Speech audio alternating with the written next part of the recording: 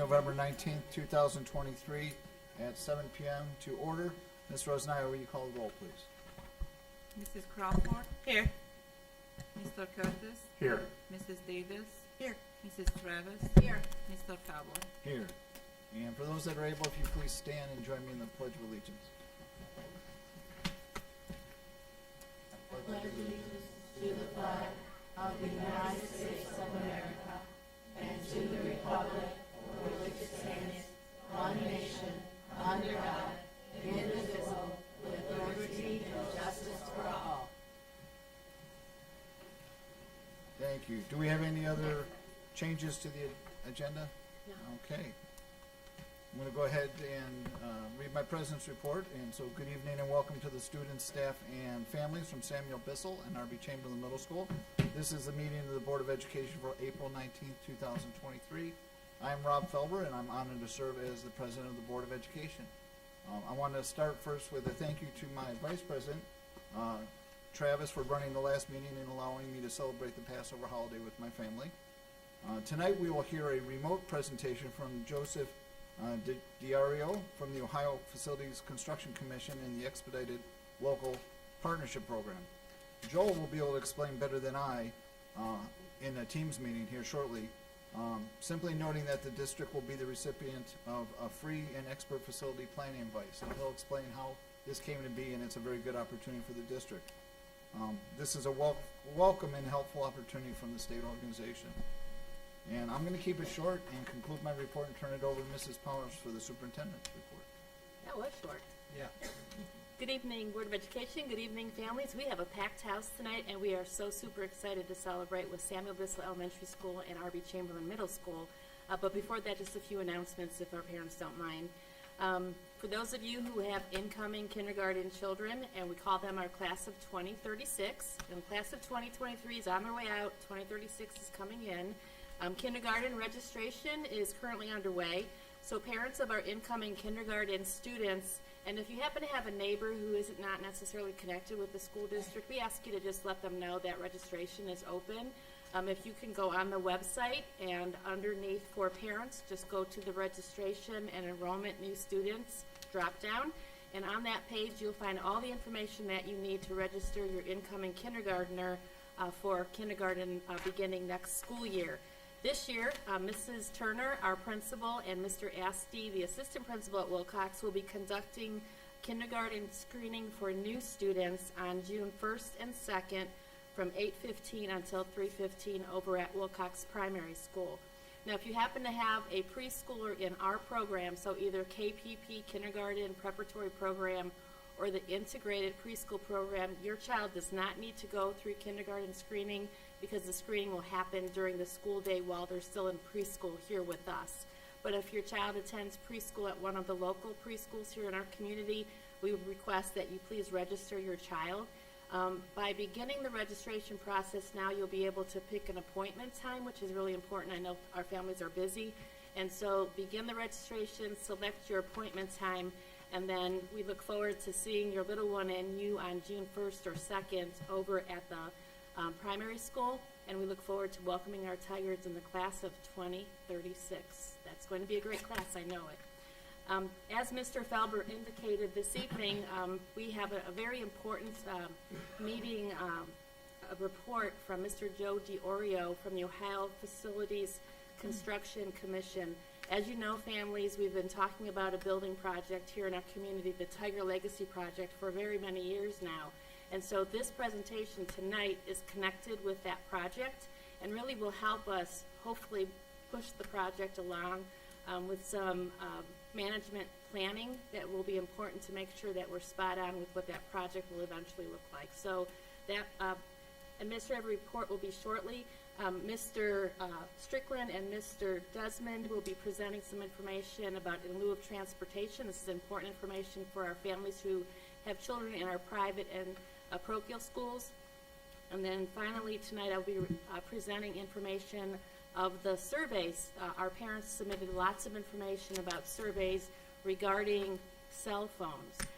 Believe it or not, cell phones have become just a conversation amongst staff members because they've become a management problem with some of our boys and girls and students at the high school particularly, as well as the middle school, using them sort of as a distraction. And so we're looking to strengthen our board policy about cell phone use.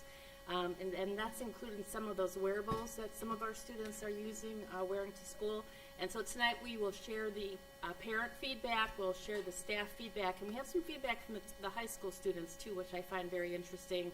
And then we'll use all that feedback to provide some recommendations to the board for revision to their policy. Tonight's just the survey results that we hope you'll find interesting. And if you're not going to stay for the meeting, you'll be able to catch the meeting on the website if you just want to take a look at that part of it. It's very informational and I think important for you to kind of understand what people are saying about cell phones, both the staff, the parents, as well as the students. And student voice is something that we say is really important here in our school district, so it was important for us to also survey them and see what they thought about these phones and other electronic devices.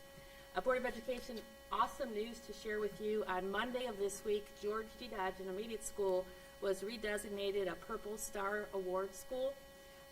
That means that all 5 of our schools, again, are designated as a Purple Star Award School. And what does that mean? That means that our schools show a significant commitment to our military families. You know, we have a reserve base here in town. We have members of the military who have children in our community. And so our schools give them an extra layer of support and care. And the Ohio Department of Education has now designated all 5 of our schools as a Purple Star Award school district and board. I received a secondary letter from Jason Scragg, who oversees this program with the Department of Education. Interestingly enough, Mr. Scragg is retired military, and this is what he does for a living.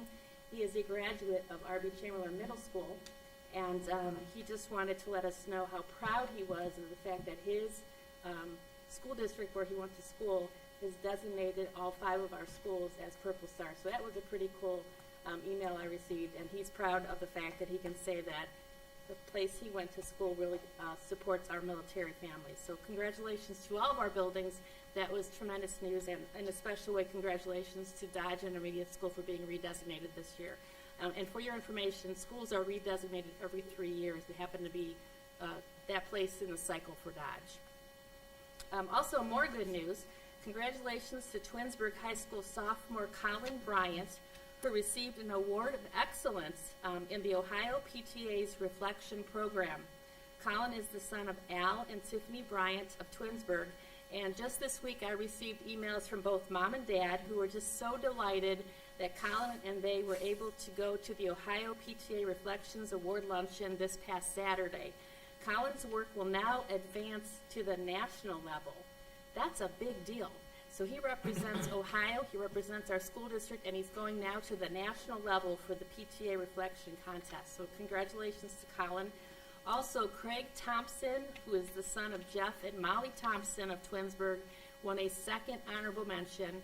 And Ella Grummett, who is the daughter of Michael and Danielle Grummett, and by the way, Danielle Grummett is Mrs. Grummett, our math teacher at the high school, she won a 3rd honorable mention. So we are really proud of Colin and Craig and Ella, and we thank their parents for their support. And our art teachers do a tremendous job of helping really inspire creativity. And also, congratulations and thanks to the Twinsburg Council PTA, and most especially Mrs. Lauren Wallace Enriquez, who is the chairperson of our PTA Reflections Contest, because without her drive and her commitment, this would never happen. So that's pretty fantastic news. We have a student going to the national level. That's a major big deal. So finally, we're going to turn the calendar soon to May, and with it comes all of the end of the year activities. The class of 23, like I said, they're on their way out almost. I was with 4 of them yesterday doing our senior standout show for Twinsburg schools today, and they were telling me they have 2 more days, and then they're on senior experience, so they're almost finished at the high school, and then the rest of the students will be finishing up thereafter. Prom for our students is May 5th, and the senior scholarship and awards dessert is scheduled for Thursday, May 18th. Okay. Baccalaureate over at St. Cosmas and Damien is on Monday, May 22nd, and of course, the biggest event of the year is commencement for the class of 23, and that is May 23rd at E.J. Thomas Hall. So Lots of excitement here coming in the next couple of weeks. Hold on tight if you happen to have a senior graduating, and if not, to celebrate with us. Just that they're a great class, and we're going to miss them, but they're off to do some awesome things. So speaking of awesomeness, we have a whole bunch of awesomeness here in the room tonight, and Mrs. Johnson can hardly wait to come on up and celebrate. So now it's time to turn our attention to the awesome students at Samuel Bissell Elementary School. Good evening.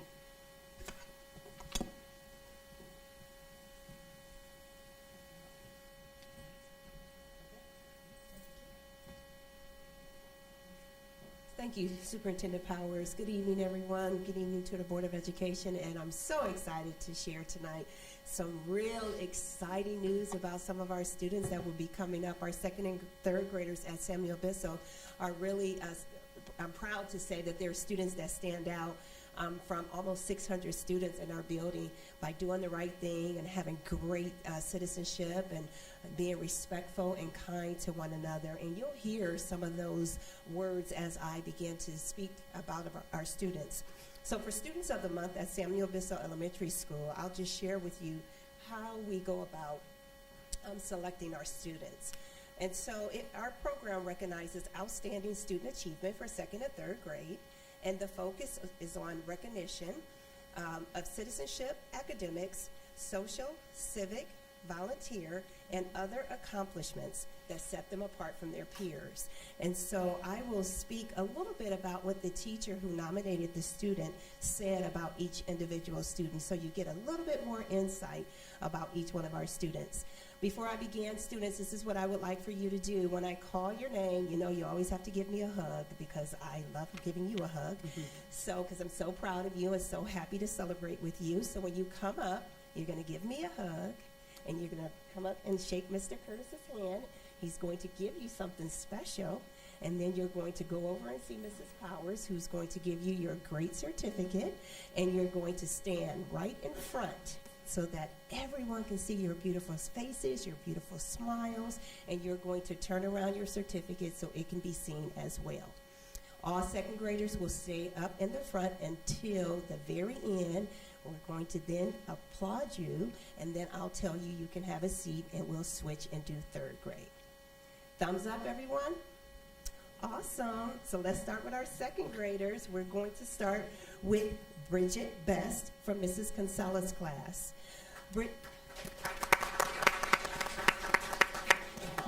Bridget comes to school daily with a positive attitude and a friendly smile. She welcomes all students into her group of friends and loves to share ideas with the class. Great job, Bridget. Cooper Cone from Mrs. Robles' class.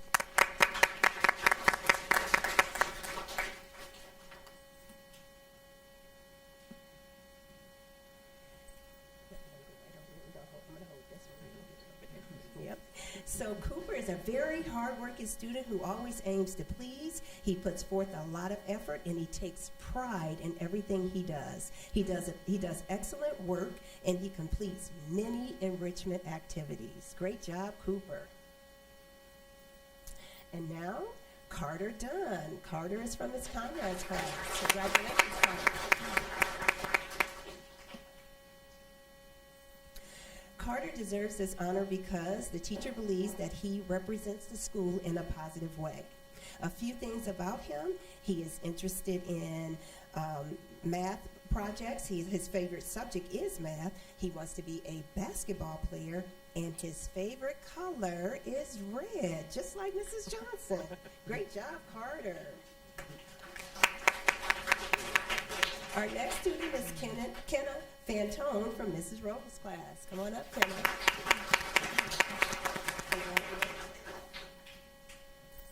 Kenna puts forth effort and takes pride in a job well done. She's very responsible, and she wants to achieve success.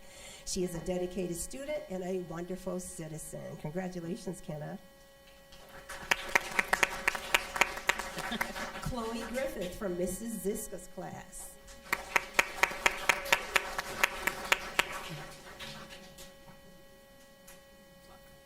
Chloe comes in every day with a smile, and she has it right now if you take a look at her, with a smile on her face, and she's eager to learn. She loves to participate, and she tries her absolute best on all of her assignments. Congratulations, Chloe. Molly Landis from Mrs. Holliday's class.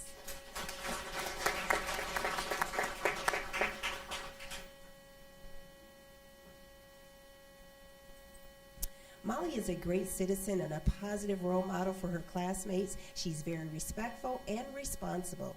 She obeys school and classroom rules, and her work is always completed in a timely fashion. Congratulations, Molly. Albert Libertor from Mrs. Finn's class.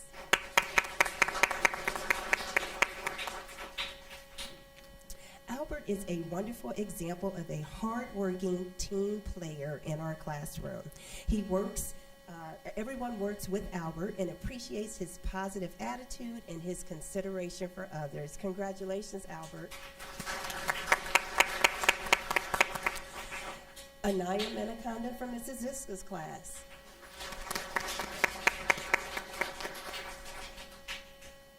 She is hardworking, and she always puts forth 100% effort into her classroom and her assignments. She is very respectful, and she's always kind towards her teachers and her other classmates. Congratulations, Anaya.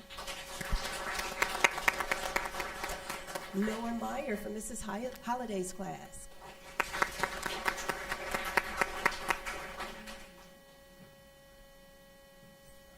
Noah is a super citizen and very hardworking, motivated student. He follows school and classroom rules, and his work is always completed in a timely manner. Congratulations, Noah. Sayumi Perry's from Mrs. Jolly's class. Sayumi?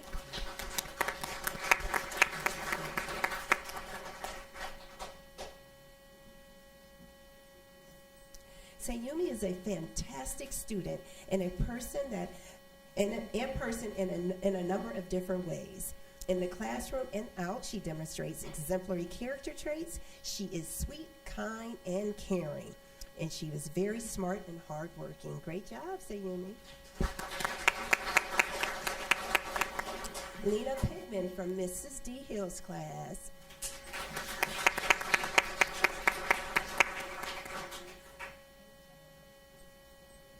Lena has a positive attitude, and she's willing to learn. Even when things get tough, she uses her grit. That is so awesome, because grit at our school stands for give it your all, respond with a positive attitude, be an independent thinker, and get totally engaged. So I love it when I hear our students are using their grit. So Lena uses her grit to get through her assignments. And she also models our ROAR. ROAR stands for, tell them everyone. ROAR stands for respect, organization, achievements, responsibility. Great job. Good job, Lena. Rhea Shine from Mrs. Finn's class.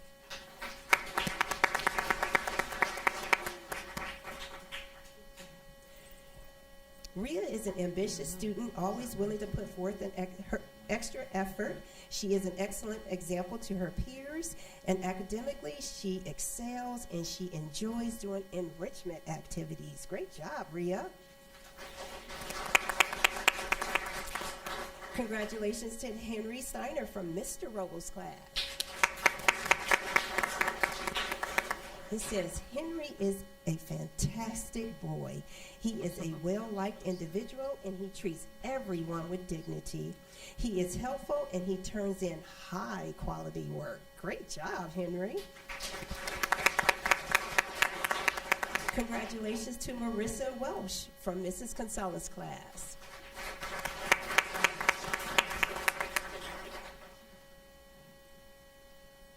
Marissa set a true example of respect in our classroom. She is kind to her peers, and she follows directions consistently. She always turns in her homework on time, and she loves to participate. Great job, Marissa.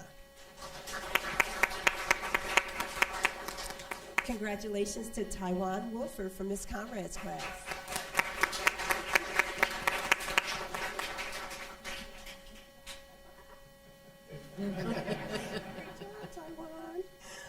that smile on his face? It's all the time. I love it. It says, Taiwan is a joy to have in class. He uses grit, again, there we go, all the time. And the teacher says, I'm so proud of him. And Taiwan's favorite movie is Sonic. I didn't know that. My son's favorite movie is Sonic as well. And Taiwan's favorite color is red, and when he grows up, he wants to be a police officer. Great job, Taiwan. And our last second grader to be recognized is Xavier Yates from Mrs. Springer's class. Yay! Come on down, Xavier. Good job. It says Xavier is nominated because of his positive attitude towards school, for his extra effort he puts forth daily, and for his outstanding behavior. It says Xavier always comes right into school, and he gets busy immediately. Congratulations, Xavier. All right, so these are all of our second graders. Let's see those smiles so we can get pictures, parents. If we want to get pictures of all of our second graders, say cheese. I'm so proud of them. They work so hard every day. They do a great job, as you could hear in some of the information that was written about them. I'm so proud of the hard work they put forth every single day, and the smiles on their face just show you they enjoy doing it. So one more round of applause for all of our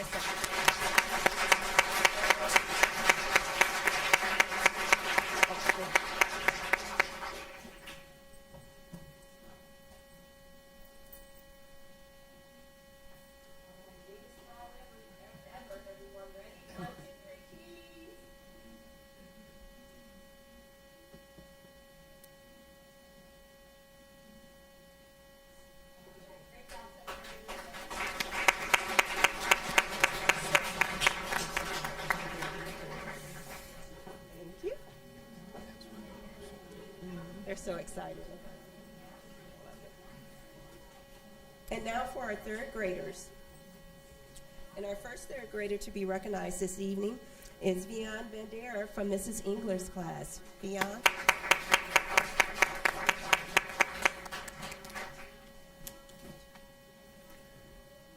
Vian is recognized as Student of the Month for his outstanding behavior that he exhibits in the class every day. He is respectful, responsible, and is an attentive student with a positive attitude towards learning. He is kind, cooperative, and he's always a great role model for peers. Great job, Vian. Nolan Bahari from Mrs. Glavitt's class.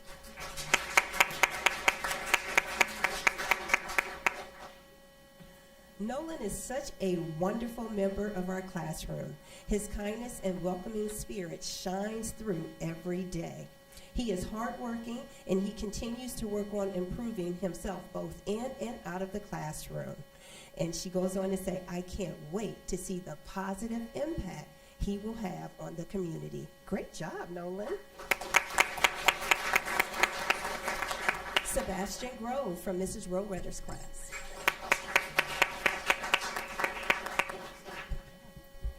Sebastian is a thoughtful young man who comes to school every day excited to learn.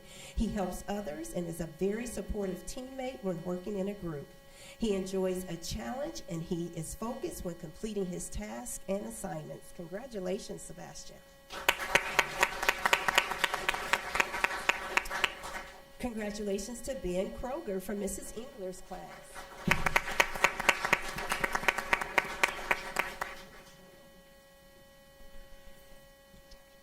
So Ben is a respectful and responsible student who deserves to be recognized for his outstanding behavior in the classroom. He is an attentive student with a positive attitude towards learning and is always an active participant during whole class instruction. Great job, Ben. Congratulations to Skylar Jusick from Ms. Belinsky's class.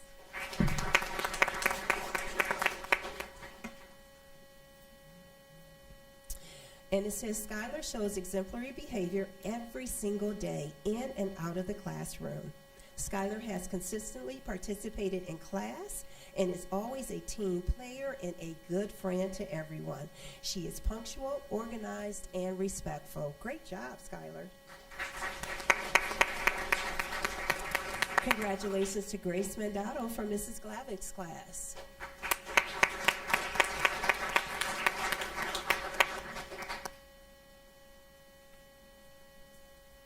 Grace is such a wonderful girl and student. She is always kind and welcoming to others. She goes out of her way to make sure others are included.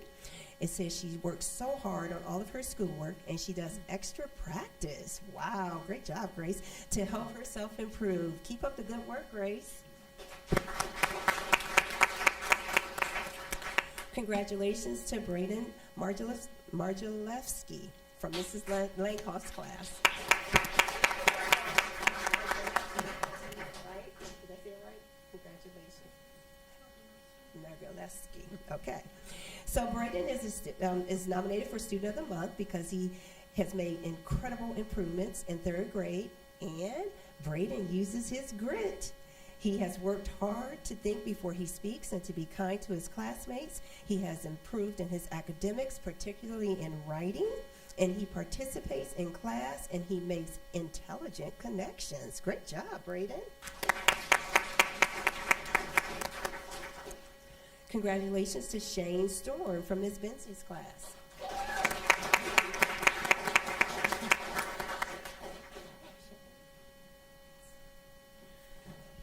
It says Shane is nominated as Student of the Month because of his extremely hardworking, respectful behavior to his teachers and to his peers. He naturally makes other students feel welcome and accepted. It goes on to say that he never hesitates to ask questions, and he takes pride in his work. Great job, Shane.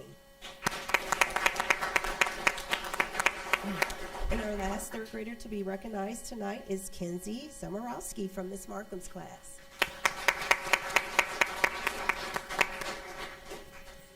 And it says, Kenzie is an outstanding student. She comes to school each day with a positive attitude. She shows her grit through hard work and dedication in all of her academic areas. She is a great friend and a leader in class. Congratulations, Kenzie. All right, third graders, I want to see those smiles on your face. Parents, get ready. It's your turn now to take pictures of our third graders. Love the smile. All right, if we could give our third graders one more round of applause. Congratulations.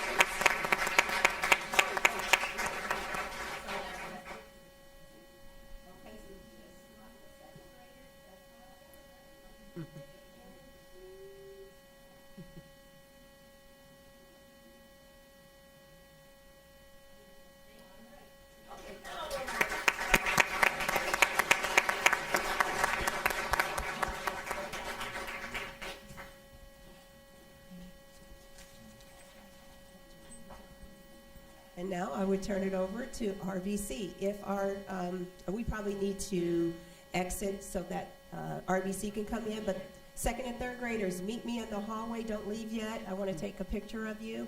So if you can meet me in the hallway, and then we'll let RBC Students of the Month come in. And I'll turn it over to Mrs. Moyer.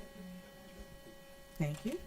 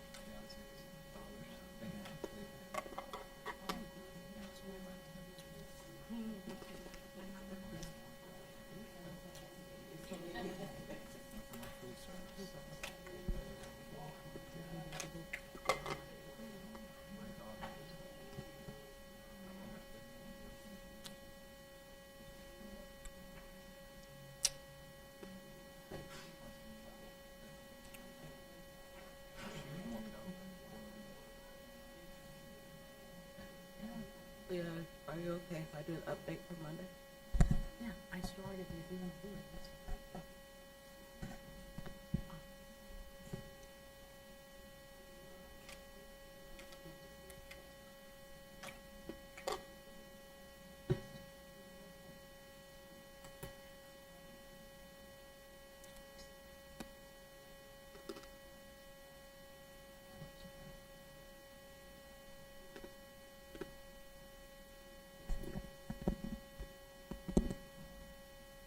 Okay, good evening to our board, Superintendent Powers, our central office staff, and our families. I'm Lisa Moore, and I'm the 7th grade assistant principal at RBC.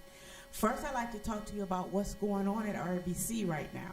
So we have a lot going on. We have our spring sports, track, baseball, softball. We have students preparing for our end-of-year concerts. We have our drama club preparing for our big drama event next month. This Friday, we have a dance. Yes, we do, from 6 to 8. We have a dance. Next week, we have our honor corps where we're celebrating our students for academic excellence.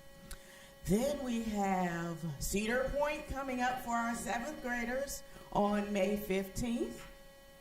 And then we have our end of year field day, and we're trying to plan something special for our 8th graders as well on field day.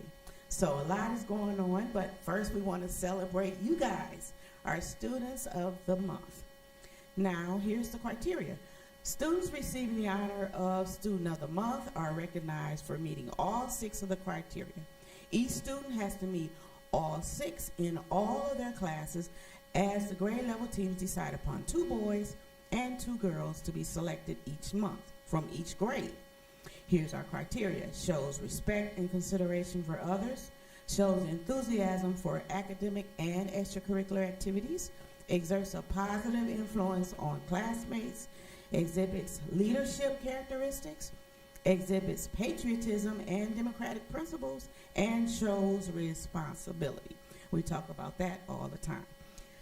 The following students have been selected. So when your name is called, you're going to come up and you're going to shake Mr. Curtis's hand and my hand as well. And then you're going to meet Ms. Powers at the end for your certificate, and you're going to stand up here. And I will be reading comments from your teachers and your teams. First, 7th grade, we have Uma Sabubrahman. Uma is an excellent student, congratulations Uma, who demonstrates dedication to her studies. She works diligently on her assignments to create her best work and consistently contributes to class discussions. Uma is focused and engaged in her learning and shows a true love of learning. In addition, she is respectful and good-natured and always smiling. Congratulations, Uma. Next, we have Shlok Patel. Come on up, Shlok. Shlok is an amazing student to have in class. Congratulations. He has a way with words, and his work expresses thought and creativity. Shlok completes his work with integrity, and his effort is sincere. Additionally, Shlok participates in class, contributes positively to cooperative learning situations, and is a polite, engaged student. Congratulations, Shlok. Nyla Prosper. Nyla, here she is. Congratulations. Nyla is a dedicated student who shows care and thoroughness with her schoolwork. This dedication elevates her performance, which shows through frequently with her thoughtful questions and responses. Congratulations, Nyla. Next, we have Kevin Johnny. Kevin is a kind-hearted young man, congratulations, who cares about others. He is also a diligent student who participates well in class and who is willing to revise his work in order to improve. He sets a great example for his peers. Congratulations. Can we have a round of applause for our 7th graders? You want to wait till the end for the picture? Okay. We'll do 8th grade now. Yeah. Now, 8th grade, come on up. Gabrielle Briggs is first. Gabby is an excellent example of what to expect, congratulations, from an RBC student. Throughout the entirety of the year, Gabby extends a pleasant smile and genuine kindness towards others. The commitment to her education is exhibited by an eagerness to conquer challenges, but also an intentionality to maintain previously mastered skills. These qualities make Gabby an encouragement to others and a pleasure to have in class. The blue team proudly presents Gabrielle Briggs as our Student of the Month. Congratulations, Gabby. Next we have Alex Salzinger. Is Alex here? Come on up, Alex. Congratulations, Alex. Alex is an excellent candidate for RBC Student of the Month. Alex is very disciplined and conscientious about keeping up with his work on a daily basis. He is prepared for class, as demonstrated by consistently scoring well on most evaluations. Alex is a good classmate because he is willing to help and work with his peers. The blue team, once again, is proud to recommend Alex Salzinger as our Student of the Month. Next, we have Gianna Taylor.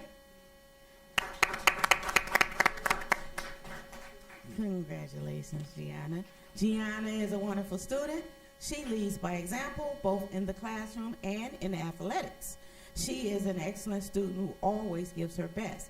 Everyone who meets Gianna can immediately tell how kind and funny she is. She's a great kid to have at RBC. And this is from Mr. Peterson, your language arts teacher.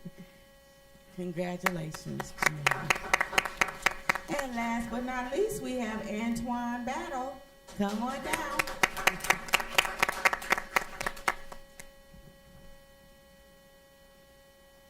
Congratulations. Tony Battle is an outstanding student that leads by example in the classroom. He is always courteous and kind to his peers and teachers and works hard to achieve at the high standard he has set for himself. I am delighted to nominate Tony for Student of the Month. This is from Mr. Higgins, your science teacher. Congratulations, 7th and 8th grade RBC students. They're all taller than me. Okay.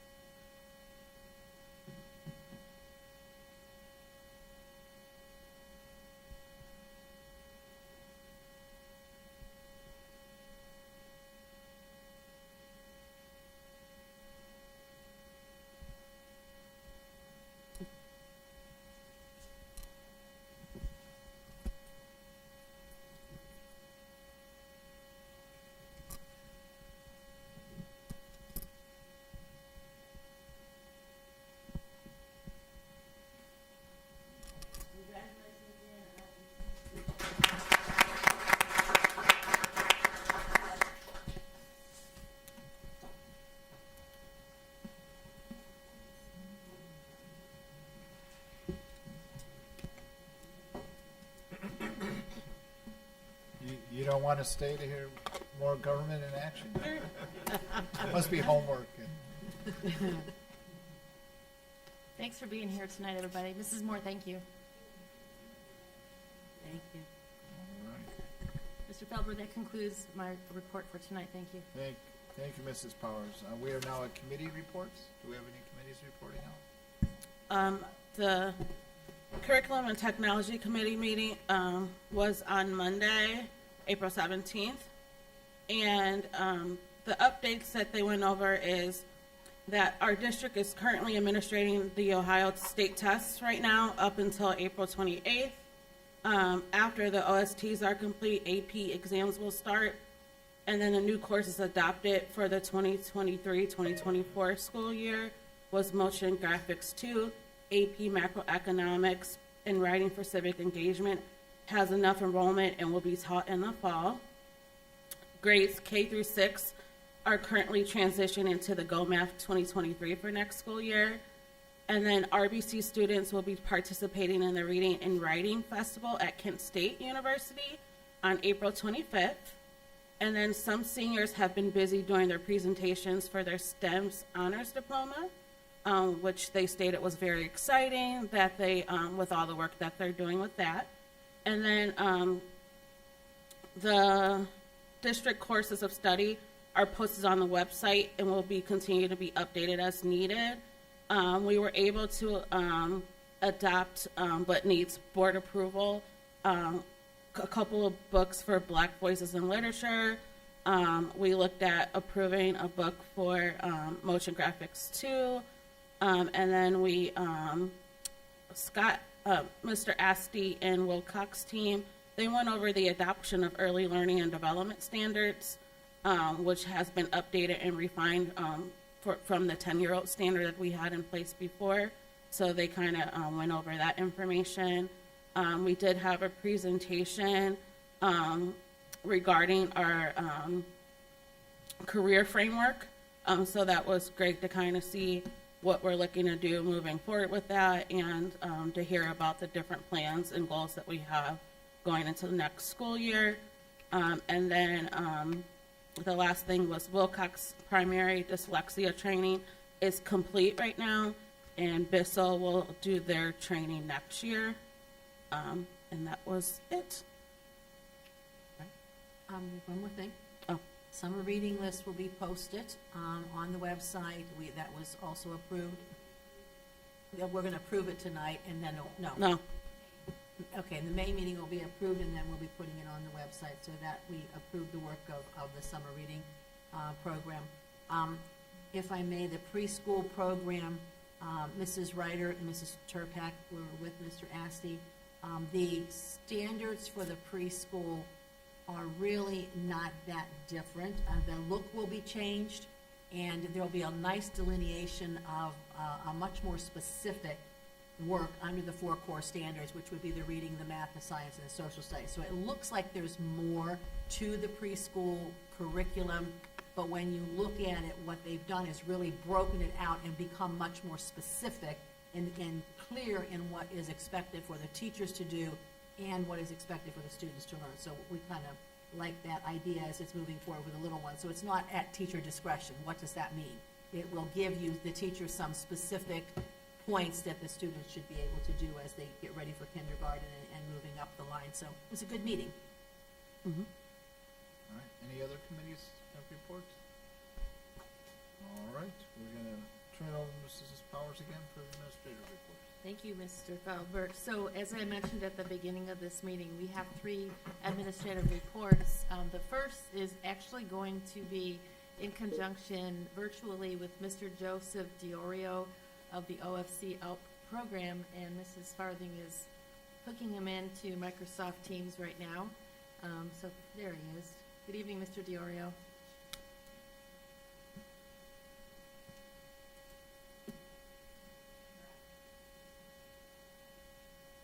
Hello, Matt. Can you hear me?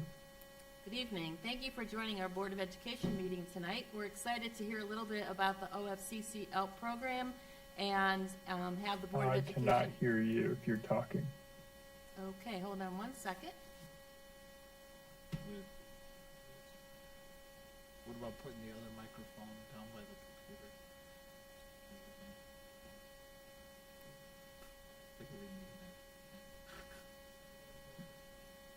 Mr. Diorio, can you Yeah, I hear us got you now. Can you hear me? Can you hear us? Yeah, I can. Awesome. Well, good evening again, and thank you for joining us at our Board of Education meeting tonight.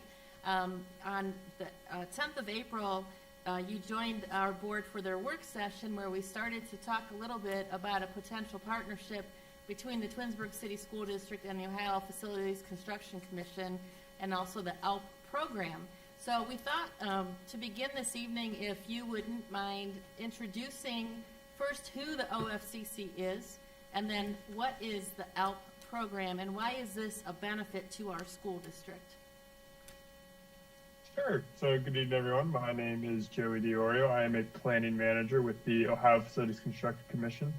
And the Ohio Facilities Construction Commission is a state-run organization fully designed for assisting public schools in their capital improvement projects for facilities programs. So this is anywhere from renovation of a facility to partnering and building a new facility.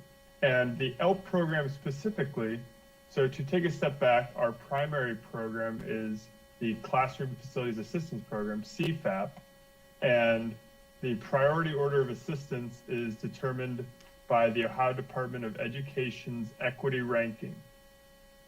So we are slowly making our way through that list, but districts that would like to go ahead of when their term would be for CFAP, then we allow them to enter the Expedited Local Partnership Program, or ELP, that you had previously mentioned. And the sequencing of ELP is, there's an application and resolution, which I believe Matt mentioned to me that is on the board's agenda this evening. Once that is submitted to the Ohio Facilities Construction Commission, at no cost to the district, we will go and have a consultant assess each of the district's buildings. And these assessments are live documents. This is not the state dictating what needs to be done at the facilities. It'll be a conversation had with the district as we're going through the assessments. The district can feel free to input, hey, this mechanical system or electrical system has been acting up. We want to make sure there's extra funding within the budget for XYZ system, and we'll make sure that it's implemented. Once that is signed off on, we will also concurrently run a 10-year enrollment projection. Tracy Healy of Future Think is our consultant we use for that. And then once we have these two primary pieces of information, we can work with the district on developing a master plan, which essentially establishes the disposition of every building for the district as we look forward through their educational vision. So let's say we want a new high school or demo an existing elementary school, et cetera, et cetera. We will model that within our master planning program, which essentially looks at the existing square footage, the new square footage desired, and we have calculations for the square foot per student and then dollars per square foot. And using those numbers, we're able to estimate and create a budget for the district and for the master plan. Again, this is an open dialogue. The state does not dictate anything. The district has full control over the master plan. And where ELP differs from CFAP then is the district will go out for a bond or for a COPS agreement or whatever funding that the district wants to use, and they will fully fund the project. And this project is then captured as credit for when it's the district's turn in CFAP. So any dollar that is spent in ELP is captured and can be then applied to the CFAP project. Circling back to the equity rankings mentioned earlier, your equity ranking is locked in once a project agreement is signed in ELP and executed. Currently, the district's percentile is 83. This has actually been improving, as we mentioned in the work session. It was 95% local share in 2002. So this has gone down, which is beneficial for the district because it means the state will co-fund more of the overall project when CFAP comes. Two things to note that will change as we go through the project. In September, the equity rankings are updated. It is based on a 3-year rolling average of those Ohio Department of Education numbers. So that number is subject to change slightly. It's unlikely to change much, but that's just a caveat we need to present. And then we also update our cost sets for new building and renovations every April. So April of 24, that will get updated. So the budget is subject to change and increase slightly in April of 24, Same thing in September of 24 for the equity rankings, April of 25, et cetera, depending on when the district would go for a bond issue. But I think the key points to highlight for the ALP program is, one, it is 100% funded by the district, and the state is merely guiding the district through the entire process. The state dictates nothing. We are here to support the district in their educational vision and what they are looking for within their capital improvement plans and for their facilities. Two, it's going to be the three-pronged approach for the master facilities plan. It's going to be the assessment from our consultants, the validation from the district, and then finally the enrollment projection, again, from the consultant. These three prongs, as you could say, are 100% funded by the state. The district does not pay for anything. Some districts will hire a pre-bond architect to sort of be a second set of eyes through the validation process and then advocate for the district again. But that would be funded by the district. But again, everything else is funded by the state. The district can drop out at any time. There's no cost to the district. And it's extremely beneficial for the district because if you're going to use our design manual anyway throughout the construction of your project, there's no reason that you shouldn't try and capture the 17% state share that would be applied to your projects. Hopefully that answered your question. Sorry if it was long-winded.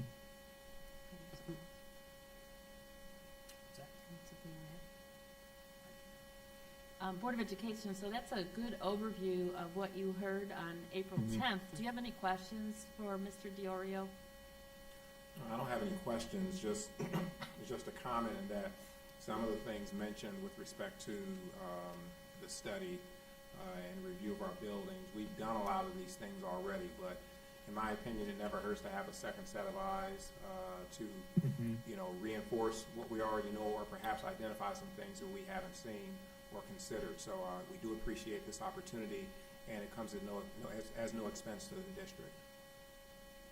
I would Correct. concur, and as I mentioned earlier, you were going to explain this much better than I could, so and you did not disappoint, so thank you. And if I had any gaps or missed anything from our conversation on the 10th, yeah, feel free to ask any question. We appreciate your time. Anything else? No, definitely appreciate you being here. Virtually.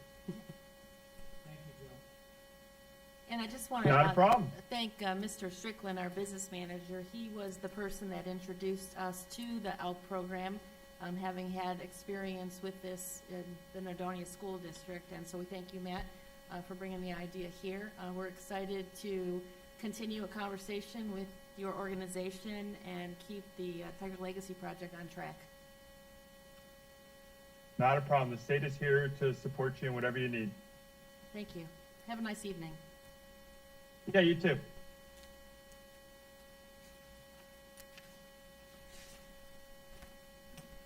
All right, Board of Education, I don't know if you want any dialogue before we head on to the next report. I'm satisfied between the work session and that Yeah. explanation. That was really, for the greater community to understand what we're voting on later tonight. Great. Great. So the second presentation this evening, and you have a copy of it in your packet board. I also sent you the electronic file of this late this afternoon. As you know, we've been hearing from staff that cell phones and non-school issued electronic devices are becoming somewhat problematic in our buildings. Principals, the teachers, the staff are spending a lot of time working with students to try to encourage them to use the cell phones in an appropriate manner. The other thing that you will hear from our elementary principals is the safety concern that the wearables are causing. And the reason why it's a safety concern is that in the past, when a parent had the need to change how a student was supposed to go home from school. So I told my little one that they're taking the bus home, but something happens and the grandma's going to pick up the child from school. It used to be that the parent would call the office and leave the message with the school secretary, and then we have record of a change, and then a note would go down to the classroom, and the child would be informed as to how he or she was going home.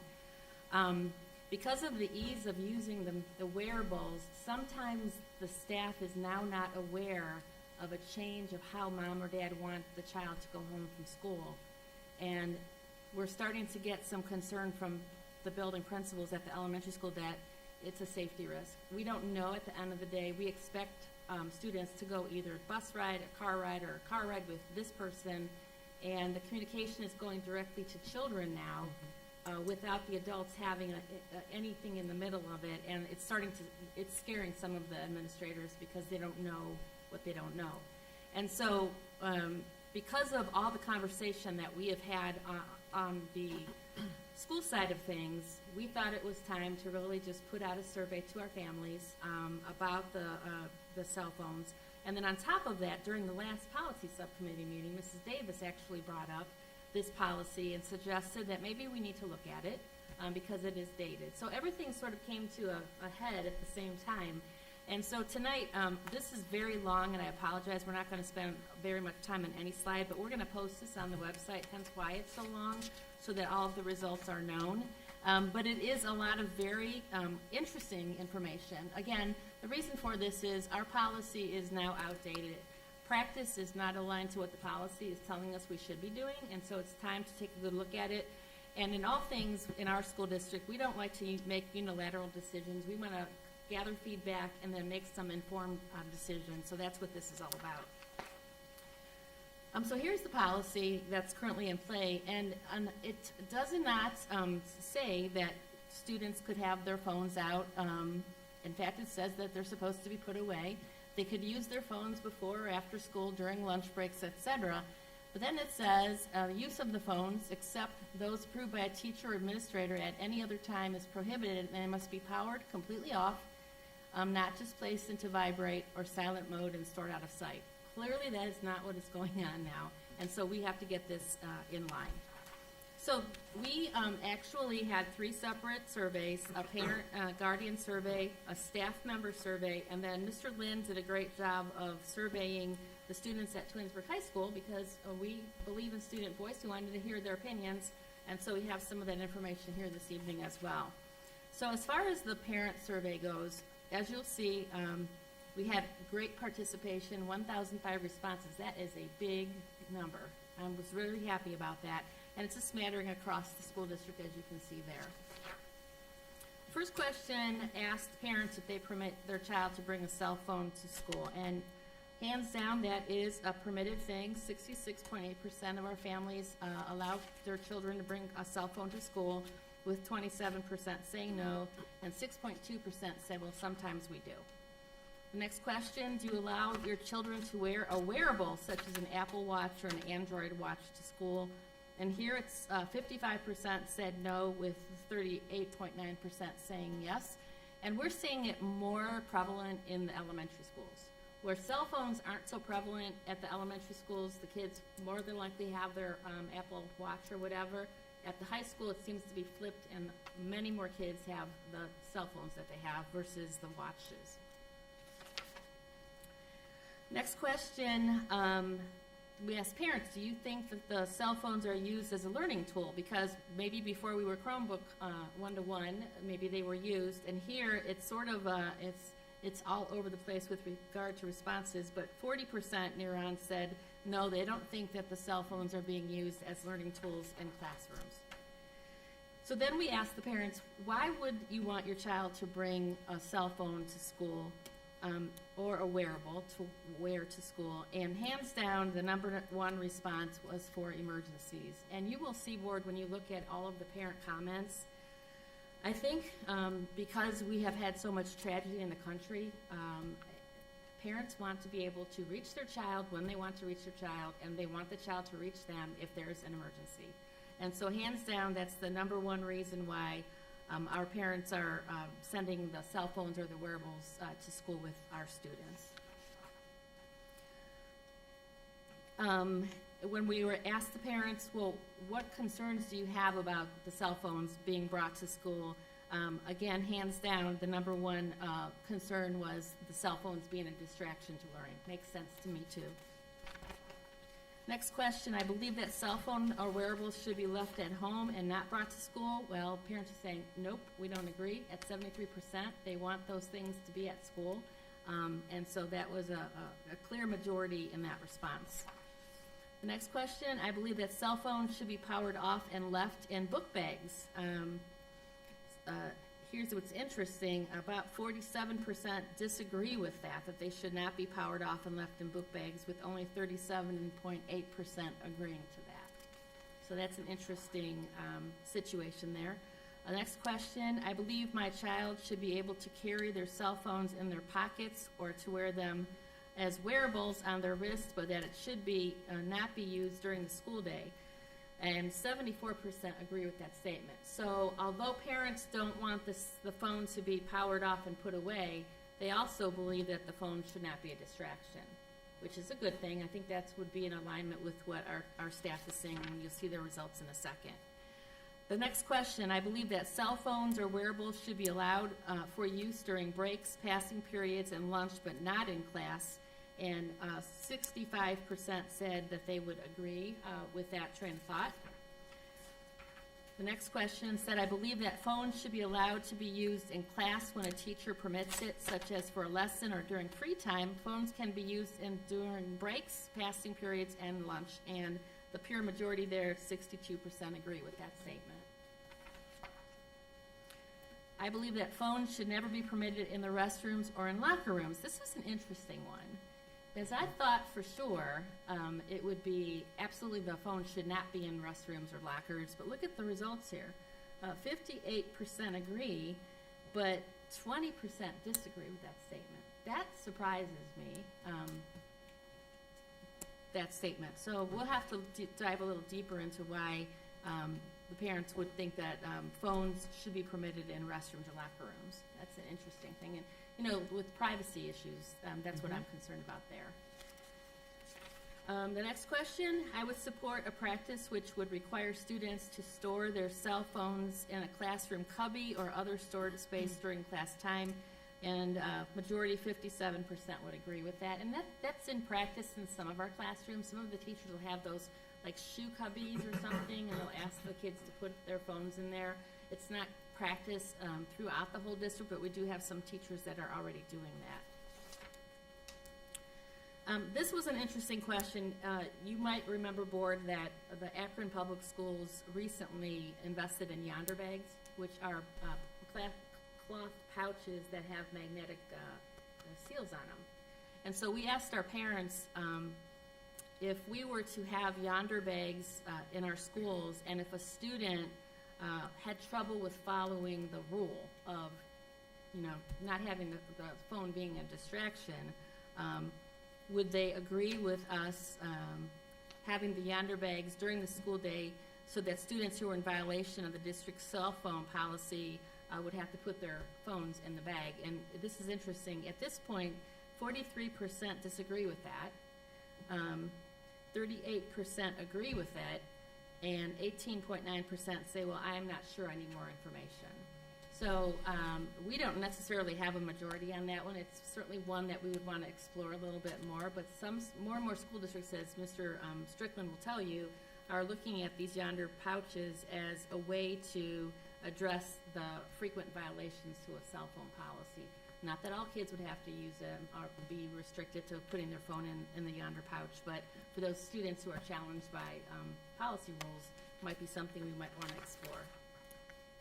Next question, what is your position regarding a more restrictive district-wide cell phone policy for students? It seems like the majority of our families are in support of a more restrictive policy. So I'm not going to read the statements. As I said, we'll post this PowerPoint on the district website, but there are several here that we just cut and paste from the parent survey results. I really appreciate the comments that the parents put into the survey. They were very thoughtful comments.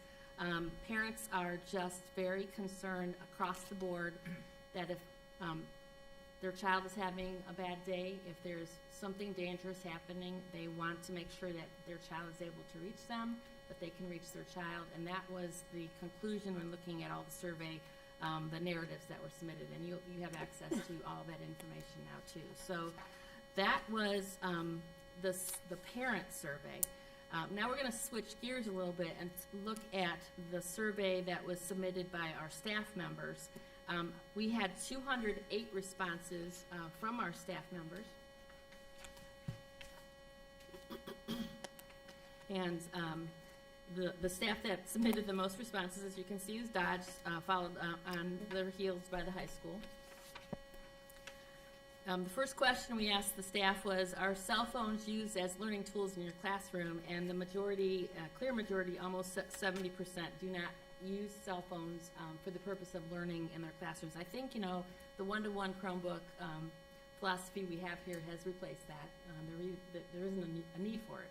So most of our staff do not use cell phones for learning tools. The next question, are student wearables such as Apple Watches or Android Watches a distraction to the learning environment?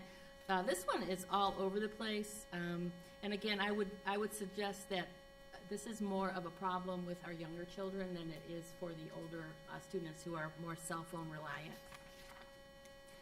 Are student wearables such as Apple Watches or Android Watches a concern on the bus? I try to separate the questions because I sometimes look at, the situation on the bus is a little different than it is the classroom. And so some of these questions were directly meant for our bus drivers, bus aides, Mr. Desmond, his staff, to really just give us some feedback. So 94% of the respondents aren't bus drivers or work in transportation, and I'll tell you, we had limited bus driver submissions, but less than 2% were saying that those devices were a problem on the buses. So the drivers are not seeing the wearables as an issue on their school buses. Are cell phones and or wearables a disruption to the learning environment in your classroom? This is interesting, and you'll see that it's almost 50% of our staff members who responded are saying, yeah, we're really having some challenges in the classroom with students and their cell phones. So that's clearly a problem for the teaching staff especially. The next question said, please rate the level of disruption that the phones and or wearables are causing in your classroom, with 1 being least and 5 being the most. And you can see by how this came up, middle of the road is probably the majority. So we're having struggles with cell phones. That's clearly defined here in our survey. The next question is, what is your individual classroom cell phone practice? And most of the answers here at 99 or 47% say students must have cell phone or wearables put away and not seen. So that is where teachers and staff members would like it to be based on those who responded to the survey, those 99 responses for that particular answer. The next question asked how effective teachers felt that their classroom cell phone practice was in their classroom, and you can see that it's sort of the middle of the road again. It would appear that our teachers are struggling with the cell phones. Again, it came back time and again that these devices are really causing a problem to the learning environment. The next question was meant for our bus drivers again, or the bus aides, and most teachers and classified people don't drive buses or are a bus aide, but according to this, those who do say that they are allowing the students to use the cell phones or the wearables while they're on their buses. One of the comments that was written was the bus driver said, as long as the student had earbuds in, it doesn't matter, they can't hear, and in fact, they're occupied on their way home. They don't see the cell phones as an issue on the bus for the most part. They don't want the students recording things, recording each other or whatever on a bus, but they don't see them using the phones as a method of entertainment as being a problem while they're on the buses. How effective do you feel your school bus cell phone practice is? Middle of the road. It looks to me like we have to do something to bolster that practice, the rules associated with it. And then we asked the staff about the yonder pouches and whether or not this is something that the district should pursue. And interestingly, the majority of our staff members are saying we need more information. Not quite sure. Might be a good idea to pursue, but they just aren't sure about it. and then 41% says, yeah, that sounds like a good idea, with only 12% saying no, bad idea. So it looks like we would need to provide additional information and guidance about that before we would institute any kind of use such as the yonder bags on our campuses. The next question is asking whether or not their position regarding a more restrictive phone policy would be a good thing. And yes, it seems like 95% is saying the district needs to strengthen our cell phone policy, coming right from our staff members. 10 respondents said no, with the rest of those who responded agreeing with that statement. On a scale of 1 to 5, how important is it for staff members to enforce a new board policy regarding cell phones? You know, that we could have all the policies we can have, right? But unless they're being enforced, why do we have policy? And you can see here that 71% of our staff clearly understand that they have a hand in making sure that once the board determines a policy, they need to help enforce it on our campuses. So that's a great response. Again, lots of comments by staff members, so we'll post this on the website for families to take a look at and staff members to look at. Again, I think that the staff, and when I was talking to Mr. Lynn about this, and honestly, it was the high school staff that came forth first as identifying the cell phones as a real problem, and so Mr. Lynn got out front of it. He said his staff just really want to take back their classrooms.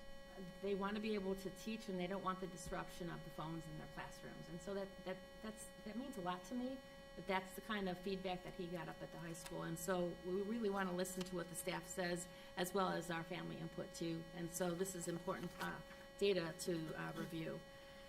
And of course, in all things here in our district, we like to have student voice. And so Mr. Lynn did a high school survey and had 522 of our 1,300 students respond. So that's a pretty good percentage, I think, especially in the spring of a year, for 500 students to respond.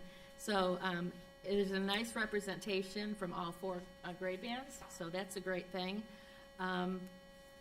This is an interesting question. Are student cell phones a disruption to the learning environment? Where you have the teacher say, absolutely they are. Here you go. 83.7% of our high school students say, nope, not a distraction at all. So there you go, board. That's why this is important. We have to look at all sides of the issue. Please rate the level of disruption student cell phones cause in your classroom. And this is the students' opinion. They believe it's not a disruption at all. Nope. So that's an interesting perspective from the part of the students. What teacher cell phone policy do you find the most effective? 61% of the students think that cell phones should be used at breaks. They think it's most appropriate, so when they're done with their work, they see no problem with relaxing for a minute or two before a class switch, getting their phones out and doing what they do on their phones. And then we asked the students the question about the yonder pouches and whether or not they thought yonder pouches would be a great idea. And as you can tell, students don't like the idea of yonder pouches. At 90%, they're saying, really, that's a terrible idea. So that's counter to what we're hearing in other places. But again, student voice is important, so I'm glad that we're collecting the information from them. Next question, are you in favor of or opposed to a more restrictive building-wide cell phone policy? Clearly, they do not want a more restrictive cell phone policy at Twinsburg High School. And then following board, there's just some comments that we cut and paste from the survey from the high school. Again, very thoughtful comments from our students. And then the last comment I thought was just, Mrs. Farley, if you can go to the very last student comment page. Just breeze through there. Look at the last comment I picked. I need my phone to feel safe. So that was from one of our kids. And so clearly, they see the world around them. They see what tragically has happened in other places. They want to connect to parents when they need to. Parents want to connect to our students when they need to. I think if you were to ask our staff members, they understand and agree with that. They just want to be able to teach and not have the distraction in their classroom. So we have to come to a conclusion here as a school district in the policy to be reasonable with this, but clearly the policy is not in sync with what's happening. It's aged a bit now, and it's time to update it. I'm glad we took the time to do the survey because the data is really interesting. Please take some time to look at those spreadsheets I sent you, and we'll post this on the website. The next step here is probably to convene a committee of parents, students, teachers, classified staff members, administrators, to sit down and dive deeper into the survey results, and then come up with a recommendation that the board can consider in their policy revision. And I'd like to get this done before next school year starts so that we start the year with being grounded in a new policy. So that's just the overview of the data. I don't know if you have any comments tonight, board, or want to look at the information before you comment, but very different perspectives from all three groups, which I found interesting, enlightening, and probably not surprising. But clearly, it's a different world than when this policy was originally board approved, and it's time to update it. Lot to review. Yeah, for sure. Yeah, I would just say, like, I'm a parent, so I filled out the survey, and the results are kind of mostly the same of what I voiced in my survey. It comes more of a safety, like emergency issue for me, just because of the world we're in right now. I personally was in Nashville last month when that shooting happened in Nashville, and you just never know when something can happen. And to me, like, having a phone in a pouch or having a teacher hold it or having a phone shut down, if something happened, like, that's just going to be more of a chaos for folks to try to figure out where their phone is, trying to be worried. Like, it's just more extra stuff on top of things. And so I think in the crazy world that we live in, unfortunately, those are the things that you have to think through. Like, if something happened, if the phone was like, what would that look like? And to me, that looks like chaos. And kids and parents want to know, like, if something was to happen, that if their kids are safe or whatever the case may be. I can tell you, my sister, you mentioned about the wearables. My sister, she has a 3rd grader and a 6th grader, and the 6th grader was allowed to have his phone, but the 3rd grader, and his Apple Watch, but the 3rd grader wasn't. Well, after this happened in Nashville, the teacher automatically told my sister that, you know, there's no problem with him being able to have that wearable, just because the teacher was like, you know, hey, I now feel like it's okay to do it. That next day, my nephew was supposed to come home on the bus, and instead he went to aftercare, where she couldn't get in touch with anybody. Well, the only reason she knew where her son was is because of that walkie-talkie that he had on that watch. So those are things where we've seen on the buses where it's happened in our school district, where buses were delayed. We didn't know where the kids were, and like, we were able to get an update because a kid had a phone who contacted their parent, and we knew, oh, okay, they're still at the school, blah, blah, whatever. So those are the things that I look at of, like, hey, if they didn't have a phone, like, that's just going to leave a lot of parents worried and things like that. Now, I do understand it's a distraction in the classroom, so I'm not for, like, having it out during class. Like, I think it needs to be put away. I do think it needs to be put away. Like, I think it's fine for them to have it on. I don't think they need to pull it out when they go in the hallways or in the bathroom or whatever the case may be, but I do think they should be able to carry it. Now, if they violate those policies, then there should be something in place, or, like, if they put it out, whatever. And I thought this comment that the student wrote about, she sees the distraction more of, it's the kids with other things in the classroom, and we need to find a solution to what's actually just, making them so distracted to not learn. She said she doesn't feel like it's really everybody with phones. She said, like, some of these students just don't want to focus on things, so it's more finding a solution to those students as to how to get them, which I thought was interesting, but. Thank you. Yeah, I think it's, and I think it takes a balance. I think that there's certainly a responsibility for parents to teach their kids about, proper etiquette and using cell phones and when not to use them. As someone who's in education and in the buildings a lot, I do see that oftentimes there is improper use of cell phones.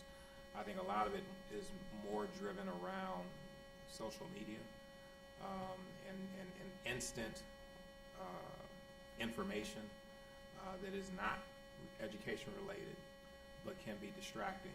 Oftentimes that is probably the impetus behind a lot of our behavior problems, is the social media aspect and having a device in your hand and it's instant back and forth. And so again, I go back to parental control and responsibility and ensuring that your children understand what's appropriate and when to use a cell phone and when not, because I definitely understand the social the safety component. It's real. You want to know that your kid has the ability to contact you or vice versa if something happens. So I recognize that, and I think that there needs to be, I think it's a good idea to have the committee, and especially a diverse committee, so that a lot of different voices can be heard and information can be taken into consideration, because it's not a black and white issue. However, it does need to be examined. It's very clear that the policy, when it was drafted, that was a different time, different point in time. We weren't dealing with a lot of the issues then that we are now.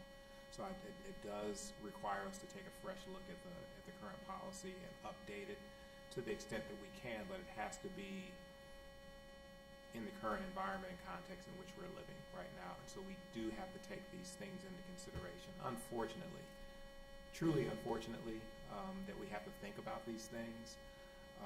And I appreciate the policy committee bringing it forth to have this conversation. I know a lot of districts in surrounding areas are having the same conversations, and they're having the same issues as well. I think bringing the committee together, Mrs. Powers, is also a way to let each of the components in the meeting to hear the concern and get a better explanation of what that concern is. You hear it, if a parent is presenting something, you're hearing it from the parent perspective. If the high school student is going to say something, but they hear it from that other perspective, you may get a better understanding and a better response for what we really need in the policy when there's a better explanation and able to work that through and talk it through. There are situations, not only in our high school, but in other high schools, again, working in different school districts, students do have them in their pockets, students do have them in their hoodies, students do have them in their hoodies and have the earbuds in, and they're not paying attention to the teacher. They're saying they're looking really good and very nice, but they're listening to their music and or some other movie that's playing in their pocket. We can't have that. That's kind of, so we're talking about the safety, the security, but also as they get older, they know how to play the game a little bit, which they need to hear why we don't want that to happen and what's more important with why we're in education. So a diverse group pulled together, some time to flesh it out and give good explanation as to what that wearable is causing, why the teachers are concerned, and I think we'll get a good reflective response at that point.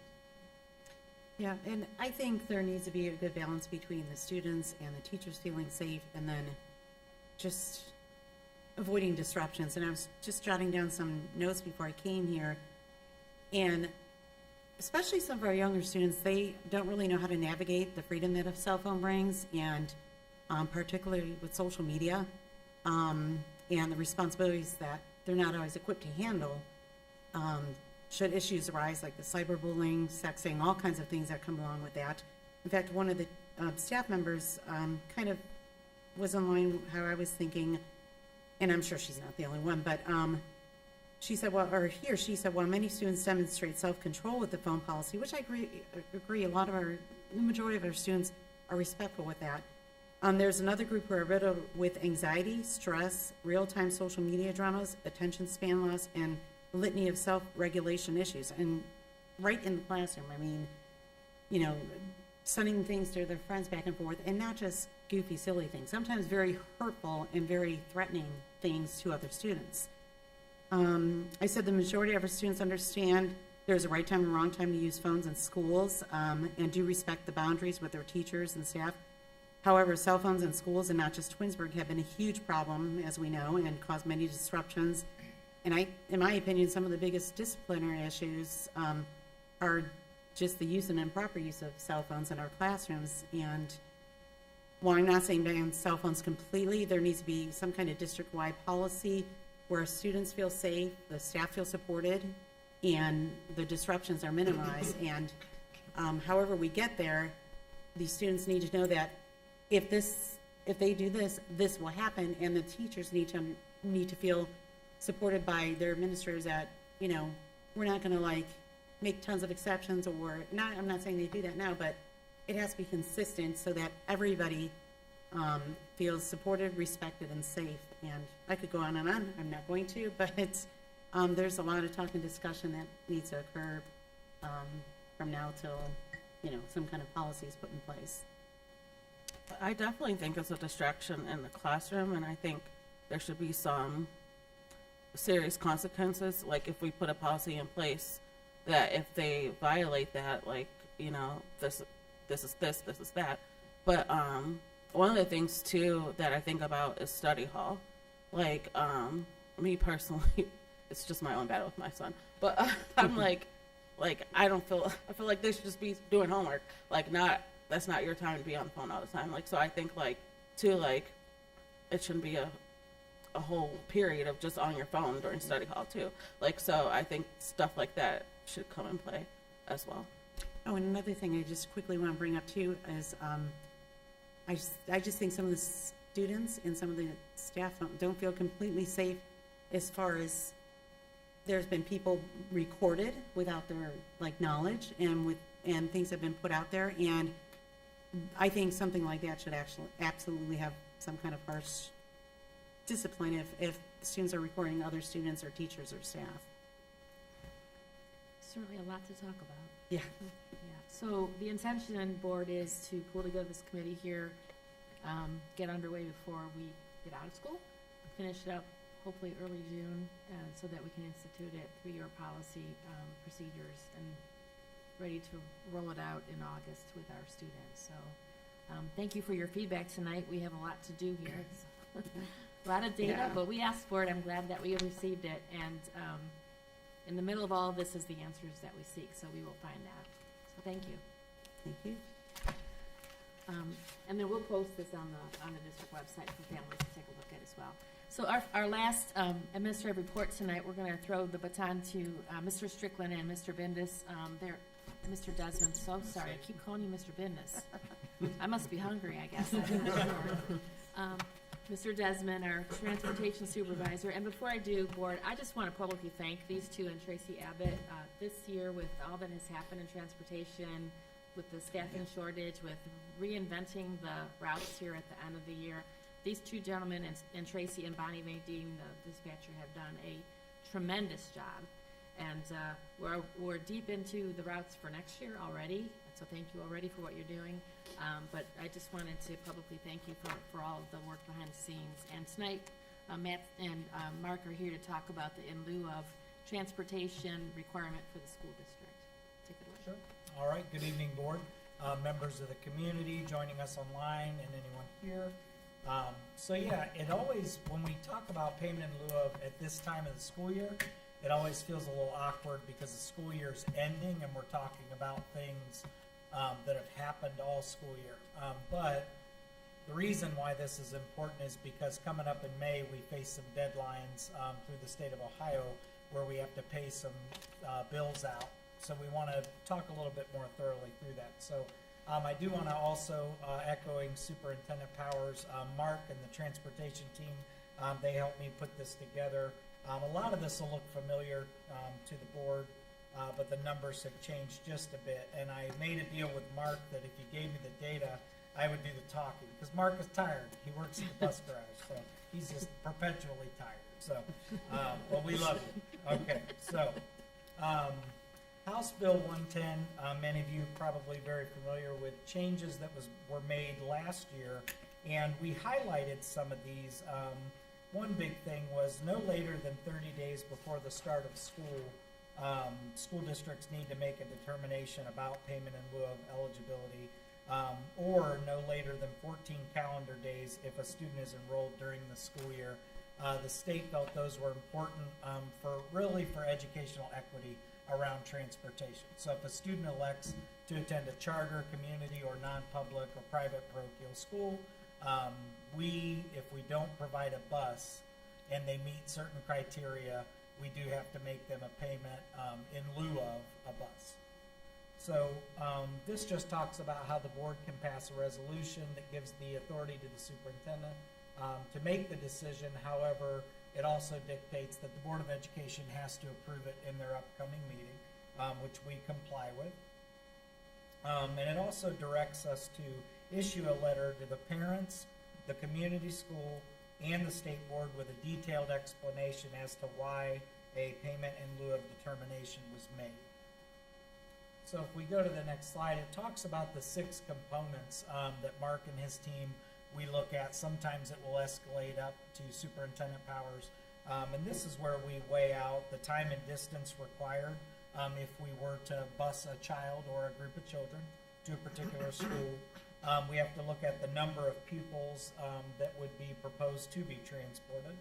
The cost of providing transportation in terms of equipment, maintenance, personnel, and administration. Whether similar or equivalent services are provided to other students that are eligible in the district. Whether and to what extent the additional service unavoidably disrupts current transportation schedules, and whether other reimbursable types of transportation are available. In transportation world, a lot of our funding comes from what's called the T report. So a lot of these 6 factors are blended into the T report, and it's basically how the state of Ohio kicks out what it costs to transport per pupil in the district. So once we've looked at the 6 factors for each child, this is when transportation, we would determine that transportation is impracticable. And basically what that means is we're not saying that we don't have an onus to reimburse the family anything. We're just saying we can't provide a bus for whatever reason. So if it checks all of those boxes, we come up with that decision. Again, it allows the superintendent to make the determination, but the board has to act at the next board meeting, which also will explain to you why all throughout the school year, you'll see peppered into board agendas new students being added from different schools. It's an ebb and flow. It's a constantly changing thing. So it enables us to keep up with it all school year long. And again, it underscores the importance of the 30 calendar day rule or 14 days within a student's enrollment at a school.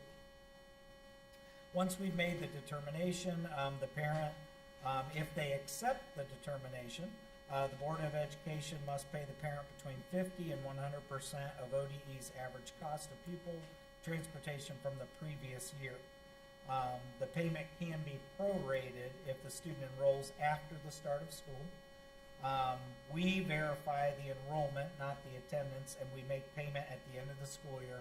So basically, we verify with the school how long of the school year did they attend, which again is why you'll always see this on the May agenda. The school year is wrapping up. It's sort of retroactive if you think about it. It's paying in hindsight to prove that a student was enrolled. And the district must make the payments during the active fiscal year, so it cannot go on that year's T2 report. Payments are not allowed to cross into the next fiscal year. Again, that's why you see all of this happen in the month of May. So if a family elects to reject the payment in lieu for whatever reason, the onus is on the family to contact the Ohio Department of Transportation and request mediation. Basically what that looks like, one change they also made, I'll back up a second. The non-public school can petition ODE on behalf of the family. So if the family says, well, I'm not comfortable making the petition, the non-pub school can do that for them. The district, we must provide transportation until a resolution's reached through ODE, and that is either through a mediation or hearing process. If the concern isn't resolved through mediation, the state board is required to conduct a hearing and may either approve payment in lieu or order the district to provide transportation. There's really only one of two ways it ends. Mediation depends upon the agreement of the parties. It's not an ODE decision-making process. So if we go through a hearing process with a family, just quickly what that looks like, the Ohio Department of Education's Office of Legal Counsel, they receive the referral. They then notify the parties, which is us and the family, and offer a hearing. The hearing officer will conduct the hearing, and then they submit a recommendation to the state within 30 days. The state board makes a decision to affirm payment in lieu of, or alternatively order the district to transport. And the decision is binding in subsequent years and on future parties in interest if comparable facts exist. That last line is the most important part of that slide because we know in transportation, the thorough drill down into those 6 factors is so important because if you lose a hearing, you've always lost it every time. So we're very thorough in the way we investigate something because we want to make sure we get it right, not just for us, but for the family, so it's equitable.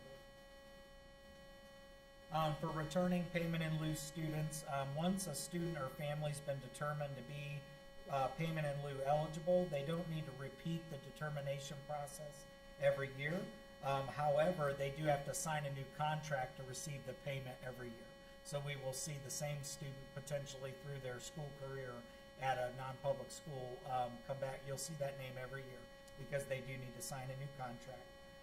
If the parent fails to send in a signed contract, the district, we cannot provide the payment and we're not obligated to if we don't receive a signed document.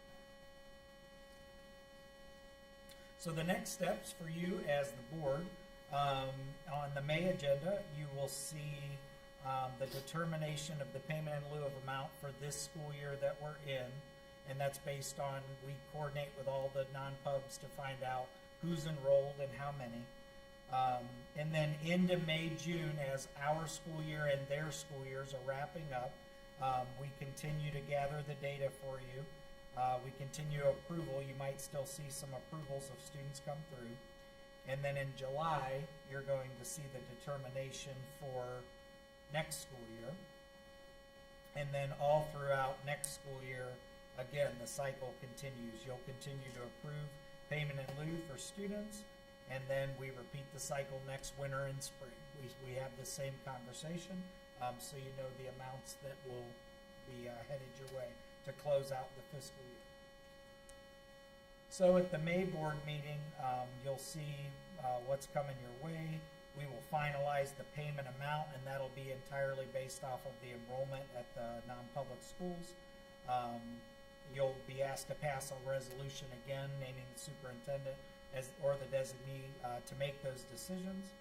And there in the chart is just a breakdown of where we currently are as of this week at all of the schools that we do offer by Ohio Revised Code that are eligible for payment in lieu of. So again, please understand any students, families on this list, we do not offer a bus to these schools, but they're eligible for the payment in lieu of. So sometimes people get that confused. You can't do both. If we offer a bus there, you have to either take the bus or there is no payment in lieu of. So, apart from that, does anyone have any questions? Not a question, but just a comment that we always point out, that the reason this is in arrears is the state doesn't start collecting the information until after the school year starts. That's correct. It's not our decision, so and that's why that number changes. That's it. And you know, that's the long and short of it. I mean, we're only required to pay 50%, but the 50% of what number, we don't know until they do their assessments, and they're doing it with all 630 13, 15, 17 Absolutely correct. So that's just the only thing I remember from having done this every time. Yep, and you'll get a family that'll say, why can't I get it up front? Not to challenge anyone's integrity, we don't know that a child will stay enrolled there for the whole school year. So that's why so much of this is always paid in retrospect. So you can validate what their enrollment was. Good point. And so you said, because I've had someone say, "Oh, I got this check. I didn't need the money. I didn't need the money, whatever." Mm-hmm. So if they don't want the money, they just don't sign the contract the following year. That's correct. Okay. That's why payment in lieu of is driven by a family's acceptance, not by school. So you might have a school with 30 students that are attending and only 10 of them accept the payment in lieu of. That's entirely accurate. Yep. And I just want to say thanks again for the hard work with transportation. It seems to be going really good. Thank you for that.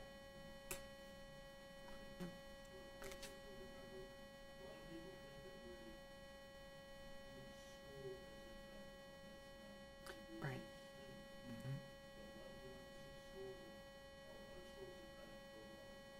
Yep. That's by family. Thank you for that. Thank you. Thank you. Okay. Okay. No more administrative report? That's it.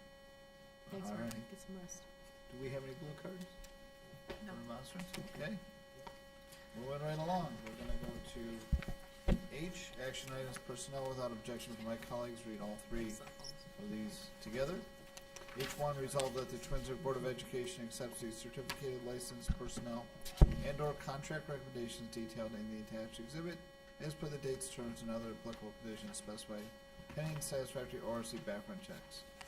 H2, resolved that the Twinsburg Board of Education accepts the classified personnel and/or contract recommendations detailed in the attached exhibit as per the dates, terms, and other applicable conditions specified pending satisfactory ORC background checks.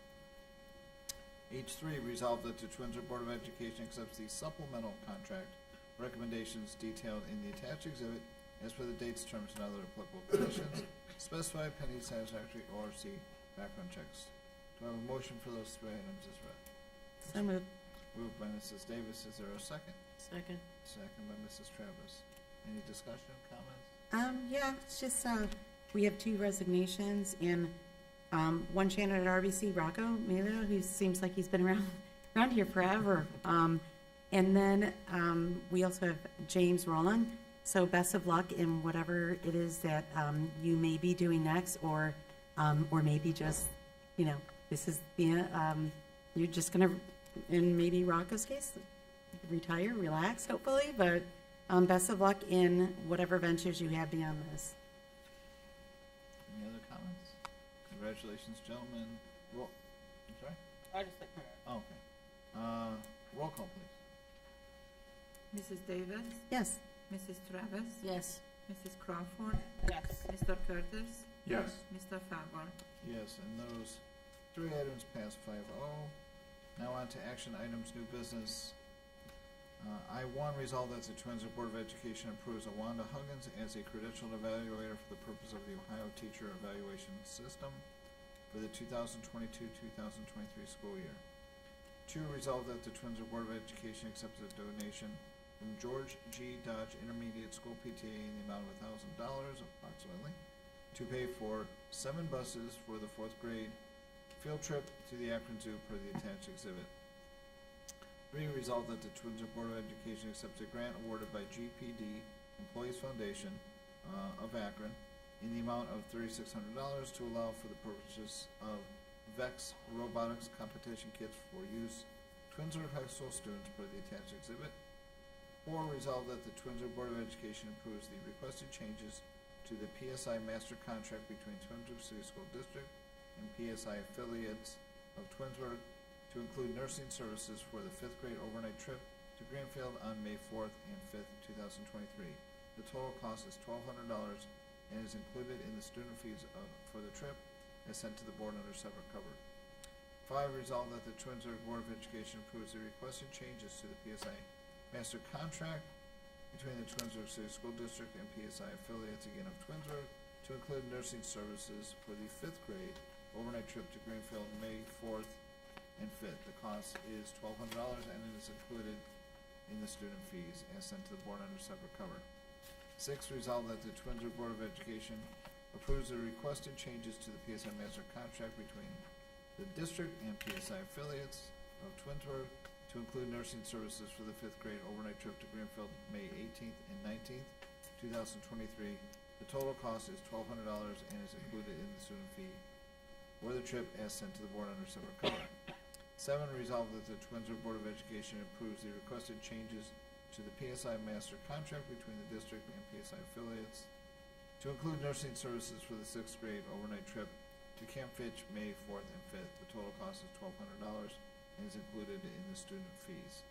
8, resolved that the Twinsburg Board of Education grants the superintendent the authority to modify, amend, or supplement Ohio Schools Council Policy 1.1, Section 10, Agreement, Policy 1.3, Section 11, Bylaws, and other agreements requiring Ohio Schools Council Assembly approval. These modifications, amendments, and supplements may occur at regular or special meeting of the Ohio School Council Assembly at which a quorum is present. Approval of the modification, amendment, or supplement requires a simple majority vote of the quorum.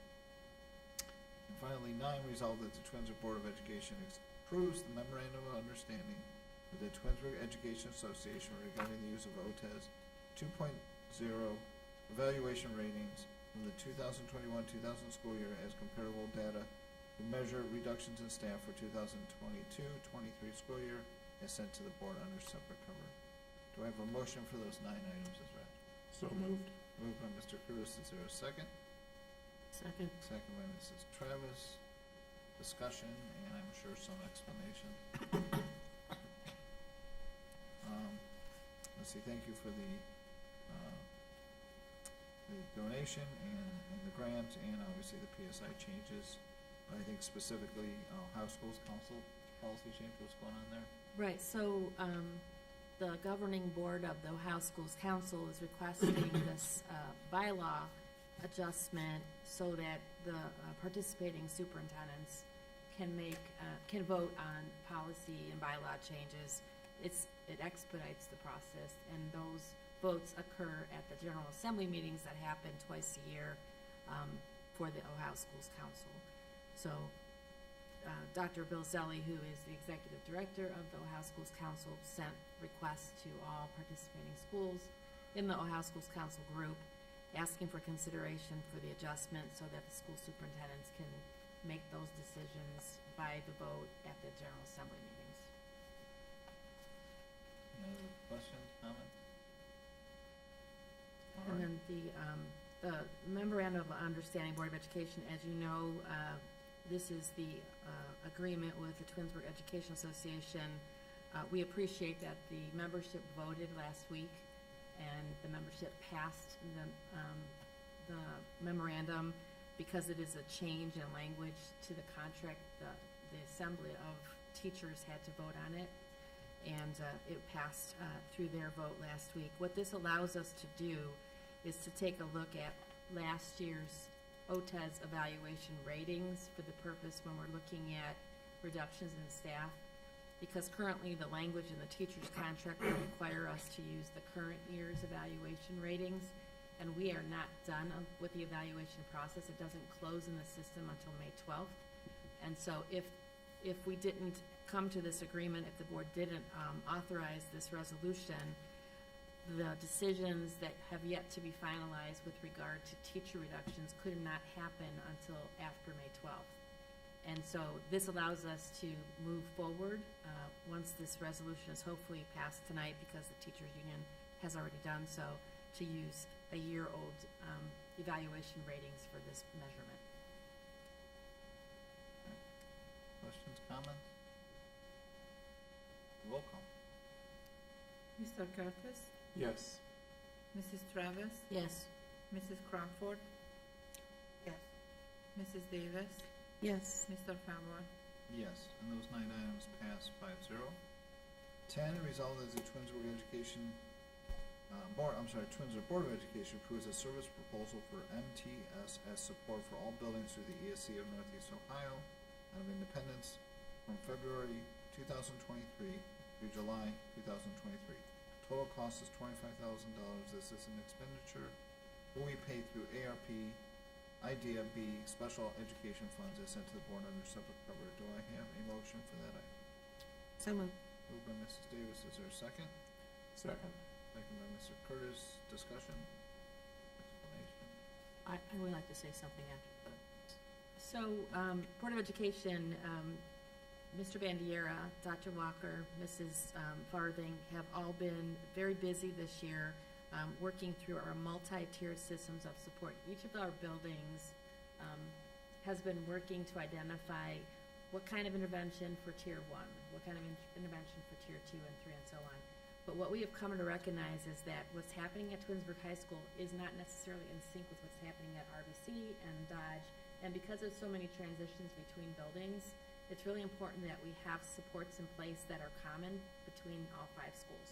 And so what this contract will allow us to do is have an outside auditor come in, take a look at all of our processes, identify what we're doing really well amongst the buildings, identify things that need to be ironed out, and then when this is finalized, have a very succinct, consistent plan that can be rolled out so that everybody's on the same page with regard to systems of supports for our students.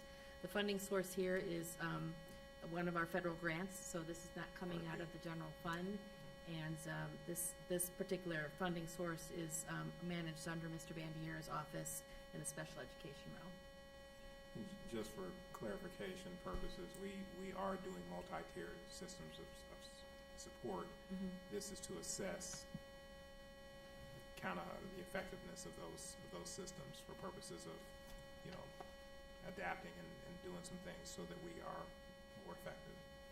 Alignment is really Alignment. the issue. Yeah. Okay. Further questions or comments? Roll call. Mrs. Davis? Yes. Mr. Curtis? Yes. Mrs. Crawford? Yes. Mrs. Travis? Abstain. Mr.